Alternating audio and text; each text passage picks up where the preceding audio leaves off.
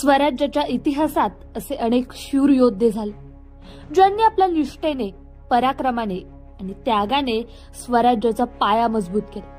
अशाच एका महान सेनानीची आज आपण गाथा ऐकणार आहोत. ते म्हणजे स्वराज्याचे सरसेनापती प्रतापराव गुज्जर. प्रतापराव गुज्जर यांचं खरं नाव होतं कुडतोजी गुज्जर, पण त्यांच्या धाडसी कृत्याने त्यांना शिवरायांनी प्रतापराव ही पदवी बहाल केली. शत्रू तुमच्या पराक्रमाची प्रशंसा करतोय, तर आम्ही का नाही करावी? आजपासून तुम्ही प्रतापराव. प्रतापराव गुज्जर हे केवळ तलवारीच्या बळावर लढणारे योद्धे नव्हते, तर ते एक कुशल सेनानी होते. साल्हेरची लढाई ही मराठ्यांची पहिली मोठी मैदानी लढाई, आणि याच लढाईत त्यांनी मुघलांना जबर धक्का दिला. मुघलांची मोठी सेना सरदार इखलास खान आणि बेहलोल खान स्वराज्याच्या दिशेने चाल करून येत होते, पण प्रतापरावांच्या शौर्याने मराठ्यांनी हा रणसंग्राम जिंकला. परंतु लढाई अजून संपलेली नव्हती.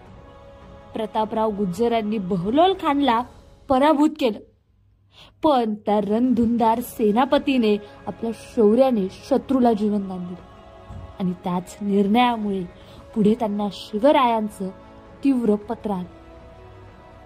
बेहलोल खानला मारल्याशिवाय मला तोंड दाखवू नका. स्वराज्यासाठी लढणारा योद्धा, ज्याला आपल्या छत्रपतींची एक झलक पाहणं हाच सर्वस्व वाटत होता, त्या योद्ध्यासाठी हा आदेश म्हणजे मृत्यूच्या छायेसारखा होता.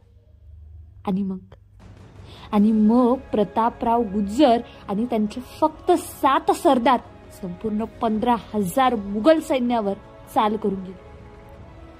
हा पराक्रम नव्हता, ही होती शौर्याची परिसीमा. स्वराज्यासाठी 7 वीर धारातीर्थी पडले, मात्र त्यांनी इतिहासात अजरामर पराक्रम केला.